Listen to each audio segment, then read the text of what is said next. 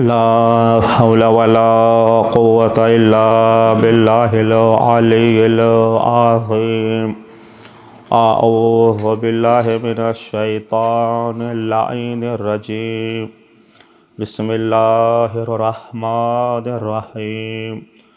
الحمد لله الذي نور قلوبنا بالإسلام والإيمان وزينها بمحبة ومودة أهل الكساء الكرام وجعلنا من المتمسكين بولاية علي ابن أبي طالب عليهم السلام.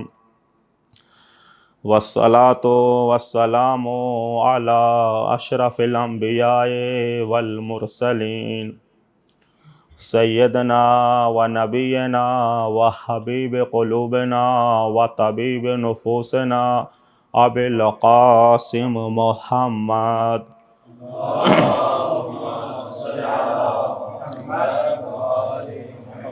وآله الطيبين الطاهرين المعصومين المظلومين ولعنة الله على أعدائهم أجمعين من يومنا هذا إلى قيام يوم الدين.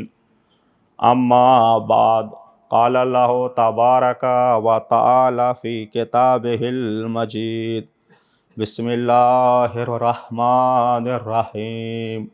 وما أرسلناك إلا رحمة للعالمين. صلوات علی محمد علیہ.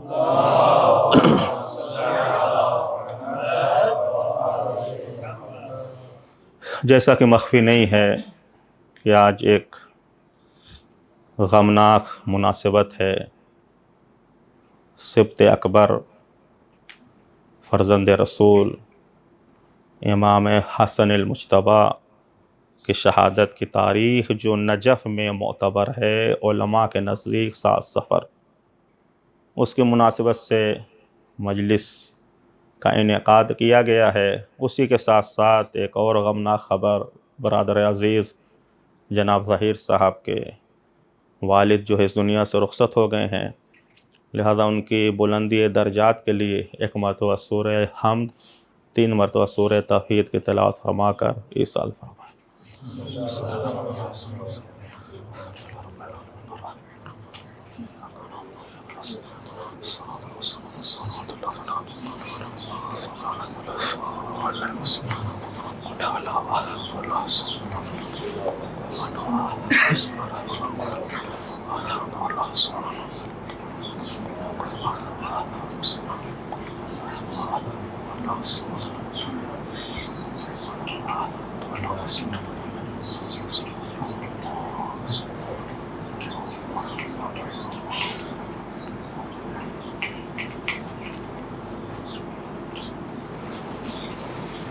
ارباب علم و دانش تشریف فرما ہیں.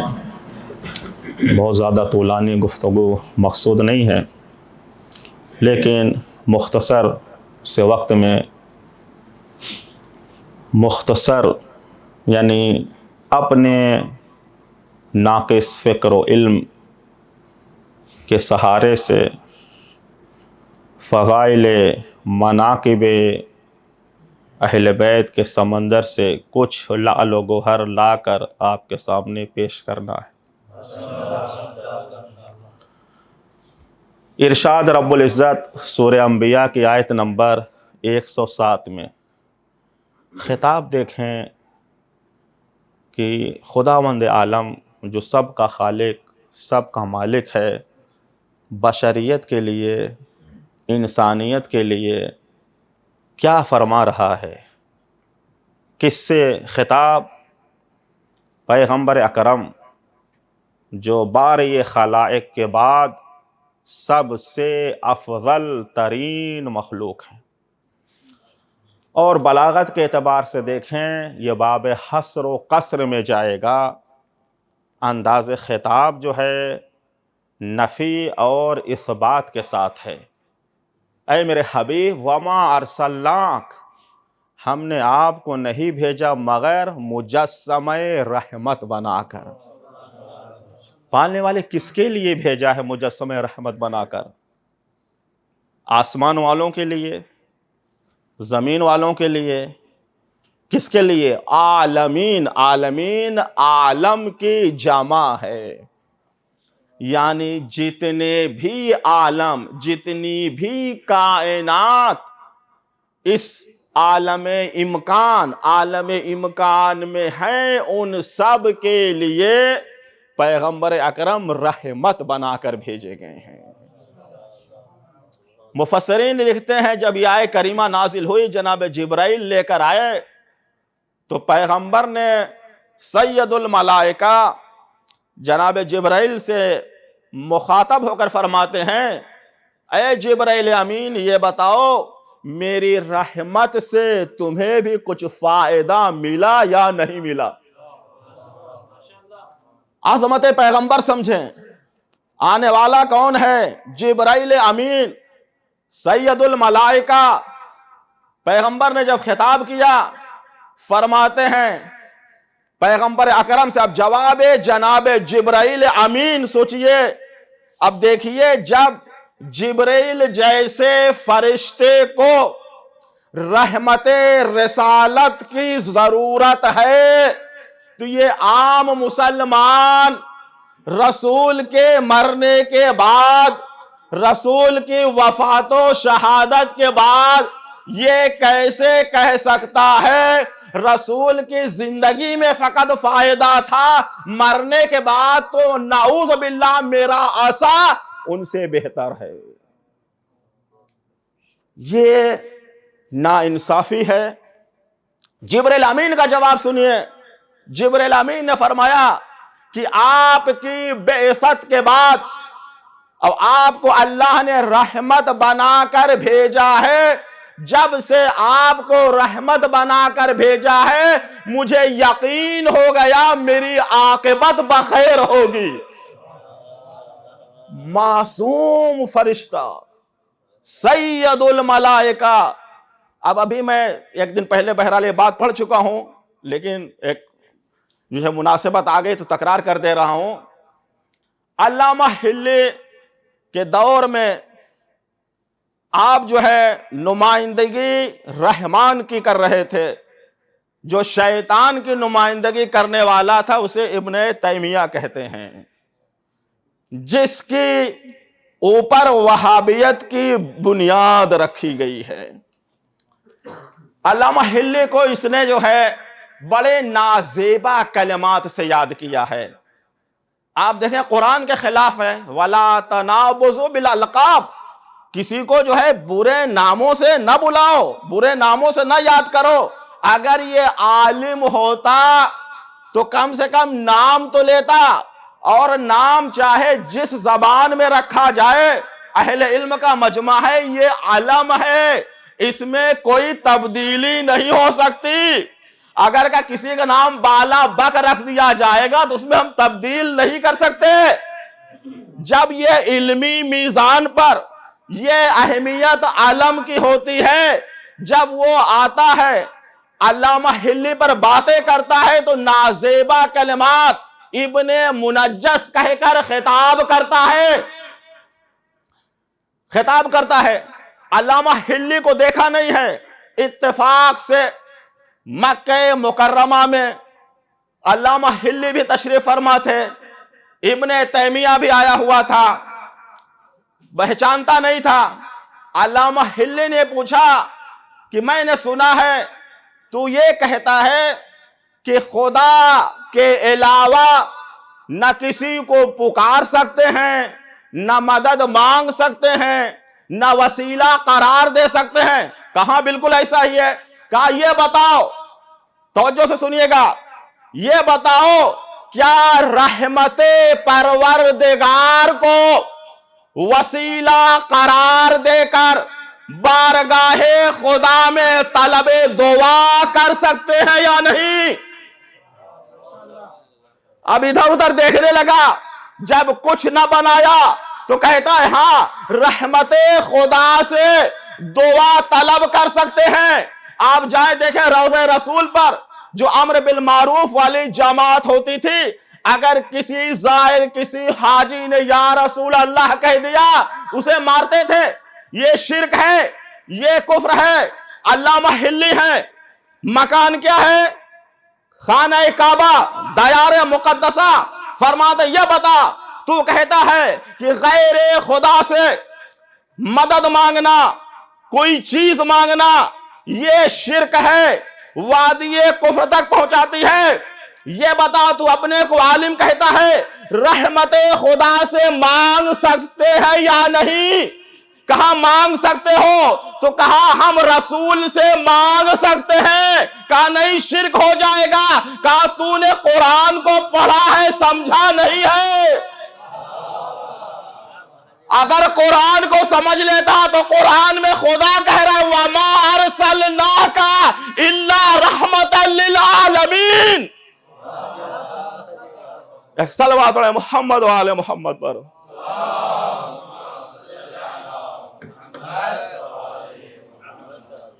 جب لاجواب ہوا تو کہا تم ابن مطہر ہو؟ کہاں، ہمیں کو علامہ حلی کہتے ہیں۔ یہ ہمارے علماء نے خدمت کی ہے۔ عزیزو، جس عظیم شخصیت کی مناسبت سے ہم اور آپ جمع ہوئے ہیں، کئی روایات ہیں جس میں اہل بیت علیہ السلام نے فرما دیا، دیکھو آل محمد پر کسی کا قیاس نہ کرنا، کسی کا قیاس نہیں۔ تو کسی کا قیاس نہ کرنا جب متعلق کلام میں ذکر نہ ہو تو کلام میں عمومیت کا فائدہ حاصل ہوتا ہے۔ یہ تمام جو ہے اصولی اس بات پر متفق ہیں۔ ایک بات عام ہے، متعلق نہیں ہے۔ اقیم الصلاۃ، اب یہ نہیں ہے کہاں، سفر میں، حضر میں، گھر میں، یعنی ہر حال میں۔ اسی وجہ سے کیا ہے، اساس بنیاد اسلام میں سے ہے، نماز کسی بھی حالت میں چھوڑی نہیں جا سکتی۔ اب اسی ضوء میں آئیے، ارشاد کیا ہو رہا ہے، آل محمد علیہم السلام پر کسی کا مقایسہ نہ کرنا، کسی کو نہ لانا، نہ جو ہے ان کے، نہ کسی کا نام، عمومیت کا فائدہ، نہ کسی کا نام ان کے نام کے مقابلے میں آ سکتا ہے، نہ کسی کا کردار ان کے کردار کے مقابلے میں آ سکتا ہے، نہ کسی کا منصب ان کے منصب کے مقابلے میں آ سکتا ہے۔ بہت توجہ، نام جو ہے اہل علم کا مجمع ہے، اکثر جو ہے مرتجل ہوتے ہیں۔ سیاہ فام کا نام یوسف رکھنے سے جمالیت اس میں پیدا نہیں ہو جاتی، فاسق کو متقی رکھنے سے تقوی کا شائبہ اس میں سے نہیں آ سکتا۔ جو اکثر نام رکھے جاتے ہیں وہ مرتجل، اس میں مناسبت نہیں ہوتی، لیکن آل محمد علیہ السلام کا جو نام ہوتا ہے وہ اسم با مسمى ہوتا ہے۔ اگر وہ محمود ہے تو یہ محمد ہے، اگر وہ اعلیٰ ہے تو یہ علی ہے، اگر وہ فاتر ہے تو یہ فاطمہ ہے، اگر وہ محسن ہے تو یہ حسن ہے، اگر وہ قدیم الاحسان ہے تو یہ حسین ابن علی ہے۔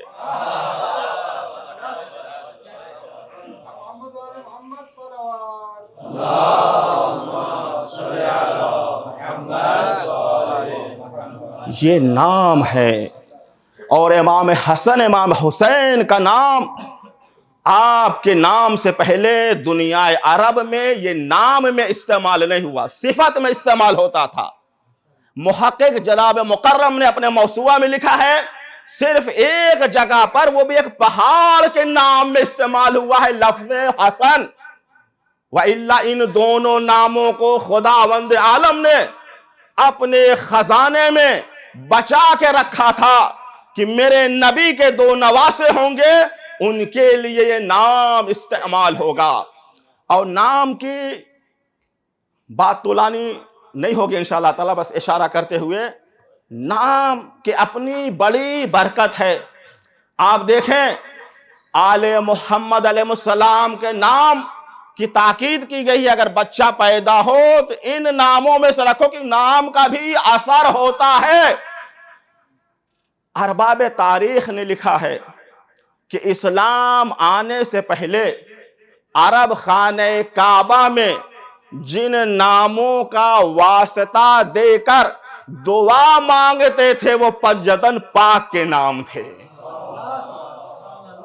لیکن جب اسلام آیا انہوں نے انکار کر دیا. آج بھی البتہ میں اس فکرے کی تائید نہیں کرتا، کسی پھونکنے جھاڑنے والے کے پاس چلے جائے، مسلک فقہی اس کا جو بھی ہو، جب بھی کوئی دعا تعویذ دیتا ہے انہی اسماء کی برکت کے ذریعے سے شفا ملتی ہے. ان ناموں کو کوئی انسان، کوئی معمولی سا مولوی استعمال نہیں کرتا کہ جن ناموں کو اگر کیڑے مکوڑے پر پڑھ دیا جائے زندہ ہو تو ہو سکتا ہے وہ مر جائے. نام یہی استعمال ہوتا ہے اہل بیت علیہ السلام کا. یہ برکت ہے. یہی وجہ ہے کہ آپ دیکھیں یہ عام لوگوں کا کلام نہیں ہے. محدثین نے جب معصوم کے سلسلہ سند کو دیکھا کہ ابن حبان و ان کے ہم پلے کے جو دوسرے تھے کیا کہا کہ یہ ایسی سلسلہ سند ہے اگر کسی آما ابرس پر پڑھ دیا جائے تو شفا مل جائے گی. یہ نام کی تاثیر ہے. ایک تو نام ان کا قیاس نہیں ہو سکتا. دوسرا جو پہلو ہے وہ ہے کردار. آپ دیکھیں کوئی بندہ ہو سکتا ہے بہادر ہو، ایک صفت میں ہو، لیکن آپ معصومین کی سیرت کو اٹھا کر دیکھ لیں، میدان میں ان سے بڑا شجاع بہادر کوئی نہیں، مقام عبادت میں ان سے بڑا عابد کوئی نہیں. امام حسن علیہ السلام کو دیکھیں. آج ایک اعتراض، ایک اشکال کیا جاتا تھا کہ معاذ اللہ آپ سے زیادہ بہادر امام حسین علیہ السلام تھے. ہو سکتا ہے ایسا؟ ہم ایسے کو امام ہی نہیں مانتے جو اپنے دور میں اپنے وقت میں اشجع الناس نہ ہو. یہ ہماری صفات امام میں سے ہے. آپ اس طرح کا دعویٰ جو کرتے ہیں آ کر دیکھیں. مطالعہ جو ہونا چاہیے تقابلی مطالعہ، یہ نہیں کہ کبھی ایک کتاب اٹھائی 2 صفحے پڑھ لیے 3 صفحے پڑھ لیے. تقابلی مطالعہ ہونا چاہیے. کیسے؟ آپ دیکھیں 2-3 مورد. امام حسن علیہ السلام کا بچپنا ہے اور دیکھا کہ آپ کے والد کے منبر پر کوئی حاکم ہے خطبہ دے رہا ہے. امام نے کیا فرمایا؟ شجاعت امام حسن، انزل من منبر ابی، او حاکم میرے باپ کے منبر سے اتر جا. تاریخ کے جملے ہیں. اتنی ہیبت تھی امام حسن کے اس کلام میں، حاکم ایک لمحے کے لیے منبر پر ٹھہر نہ سکا. آیا ہے فرماتا کہتا ہے کہ ہاں یہ آپ کے آبا و اجداد کا منبر ہے. تو جس کی شجاعت کا یہ عالم ہو، جو اس وقت 52 یا 57 اسلامی ممالک کا حاکم رہا ہو، وہ منبر سے نیچے آ سکتا ہے، اس کی جوانی میں شجاعت کا کیا عالم ہوگا. لیکن مشکل یہ ہے کہ لوگوں نے شجاعت کا معنی نہیں سمجھا. شجاع کسے کہتے ہیں؟ آئیے ہم مثال دیتے ہیں بلاغت میں. زید کالاسد، یہ کس کی مثال ہے؟ شجاعت کی ہے. کیا حیوان بھی شجاع ہو سکتا ہے؟ بہادر ہو سکتا ہے؟ حیوان میں تو عقل نہیں ہے. اور شجاعت کے اہم رکن کیا ہے؟ عقل و شر کے نزدیک جو چیز مستحسن ہو اس پر ثابت قدم ہونا. چیر پھاڑ کرنے والے کو شجاع نہیں کہتے. تو حیوانیت میں جرأت تو ہو سکتی ہے، شجاعت نہیں ہو سکتی. یہ مثال تسامح پر مبنی ہے۔ تو شجاعت کہاں ہوگی؟ شجاعت یعنی کہتے ہیں فلاں صاحب مواقف ہے، یہ اپنے موقف اپنے کردار سے پیچھے نہیں ہٹیں گے۔ یہ ہے شجاعت کا معنی۔ شجاعت کا معنی یہ ہے کہ اگر مقام جنگ ہے تو پھر ثابت قدم ہو کر لڑنا، لیکن اگر مقام صبر ہے تو پھر جو ہے دائرہ صبر سے نہ نکلنا۔ شاید بات واضح نہ ہو پائی۔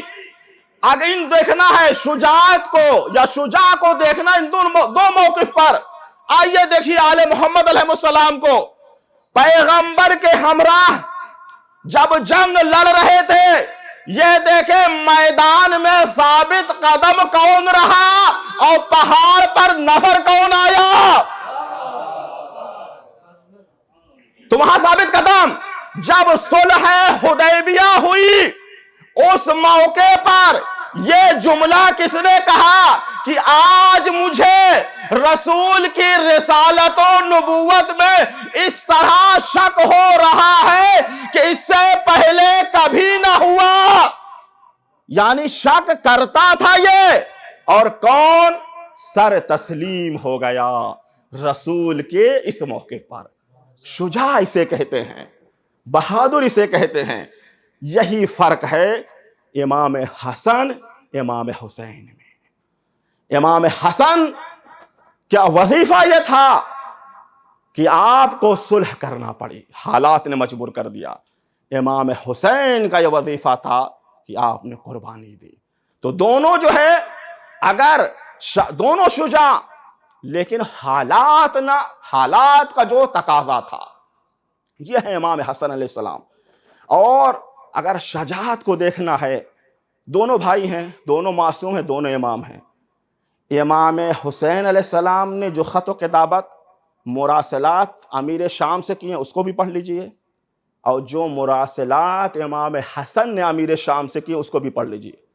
دیکھیے کہ لہجے میں شدت کس کے ہے۔ جب پڑھیں گے تقابل کریں گے تو امام حسن علیہ السلام کے الفاظ امام حسین علیہ السلام سے زیادہ شدید ہیں۔ یہی وجہ ہے کہ امیر شام نے اپنے کارندوں کو کہہ دیا تھا کہ جہاں بھی حسن بن علی ہوں ان سے گفتگو نہیں کرنا، ورنہ ذلت و رسوائی پر تمام ہوگی گفتگو۔ امام حسن کے سلسلے سے واصل بن عطا کہتا ہے امام حسن ہیں کیا؟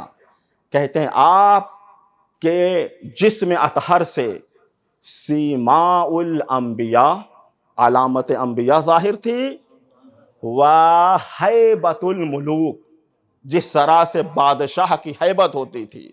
یہی وجہ ہے جب کبھی آپ اپنے بیت الشرف کے دروازے پر کرسی لگا کر بیٹھ جاتے تھے، ارباب تاریخ کہتے ہیں گزرنے والے کے لیے ایک پریشانی ہو جاتی تھی، وہ حرج میں پڑ جاتے تھے کہ امام سامنے بیٹھے ہیں، ہم گزرے کیسے۔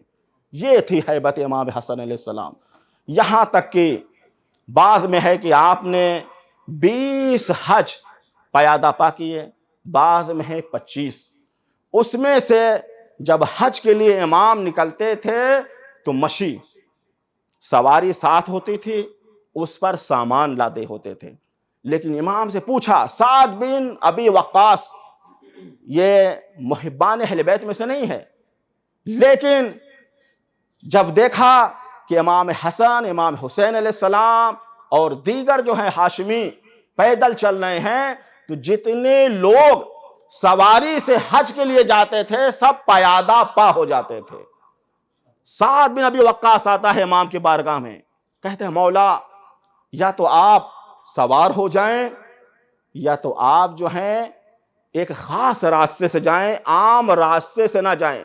اتنی ہیبت آپ کی ہے کہ لوگ یہ دیکھتے ہیں جب فرزند رسول پیدل چل رہے ہیں ہم سوار ہو کر کیسے چلیں۔ یہ ہے، یہاں تک کہ بعض جو ہے سفر حج میں امام کے قدموں میں ورم آ گیا۔ لوگوں نے کہا کہ امام نے کہا نہیں، یہ جو ہے میں کس کی بارگاہ میں جا رہا ہوں، یہ ہیں امام حسن علیہ السلام. جب نماز کے لیے آمادہ ہوتے تھے تو ارباب تاریخ لکھتے ہیں چہرے کا رنگ متغیر ہو جاتا تھا. لوگوں نے پوچھا مولا معصوم ہیں آپ؟ کہا نہیں تمہیں معلوم نہیں ہے ہم کس کی بارگاہ میں جا رہے ہیں. ہم اپنی عبادتوں کو دیکھیں کہ ساری نماز پڑھ لیتے ہیں، ہو سکتا ہے جو ہے کسی میں حضور قلبی ہو، لیکن امام مقدمہ نماز میں جب قرآن کی تلاوت کرتے تھے، جب یہ خطاب آتا تھا یا ایھا الذین آمنوا، امام کہتے تھے لبیک لبیک. یہ امام حسن علیہ السلام. اور اگر دیکھیں علمی جواب جو آیا ہے تو مولا امیر نے اپنی زندگی میں امام حسن کو مقدم کیا ہے. کہا میرے بیٹے سے پوچھ لو. ایک دن آیا ہے ملک روم سے، بادشاہ روم کا قاصد تھا، کہیں سے جواب نہ ملا. جب امام کے خدمت میں آیا، امام حسن کا بچپنا ہے، کہا آپ بھی استہزاء کر رہے ہیں؟ وہاں جو حاکم بنے ہوئے تو انہوں نے جواب نہیں دیا، آپ جو ہیں بچے کی طرف بھیج رہے ہیں. کہا نہیں جواب دے. امام نے شافی ایک دو مرتبہ نہیں کئی مرتبہ. ایسا امام امیر المومنین نے کیوں کیا؟ بتانا چاہتے تھے دیکھو ہم سب کے سب معصوم ہیں. یہ علم بہرحال ایک ہمارے معاشرے میں جو گفتگو امام سیرت امام حسن پہ ہونا چاہیے تو وہ نہیں ہے. مع الاسف اہتمام کرنا چاہیے. نہ فضائل میں کوئی کمی ہے، نہ مناقب میں کوئی کمی ہے. یہ پھول حسن جو ہے گلستان زہرا کا پہلا پھول ہے جو تانے ابتر کا جواب ہے. لہذا کوتاہی نہیں ہونی چاہیے امام حسن علیہ السلام کے تذکرے میں. بہرحال دامن وقت میں گنجائش نہیں ہے. آپ دیکھیں کہ ہر چیز انسانیت کی بھلائی کے لیے، بشریت کی بھلائی کے لیے آل محمد علیہ السلام نے لٹا دیا. کتنی مرتبہ امام کو زہر دیا گیا؟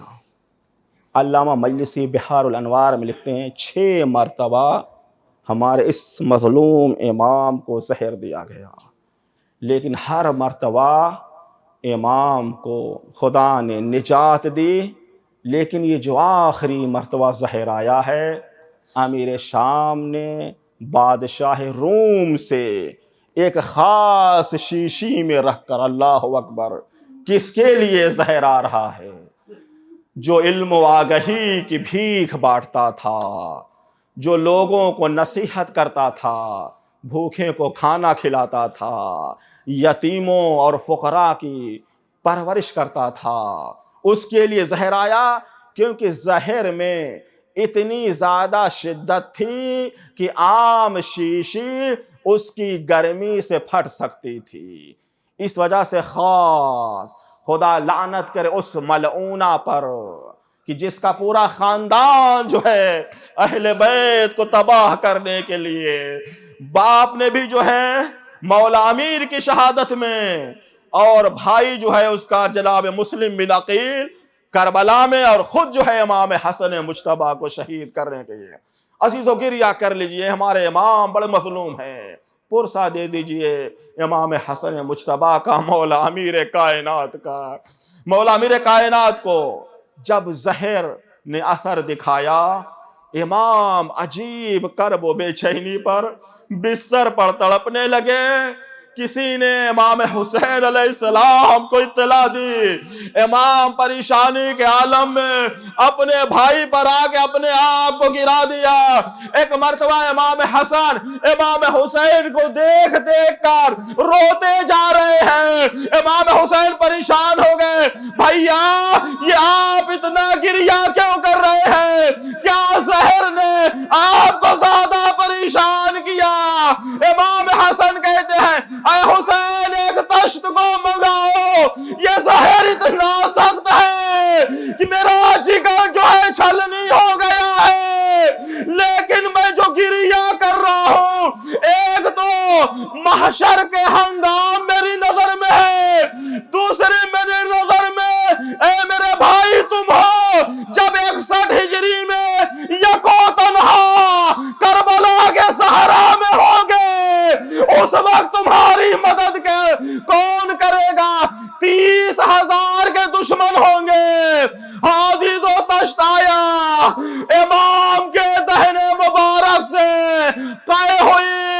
اور جگر کے ٹکڑے خون کے ساتھ دشت میں آ گئے.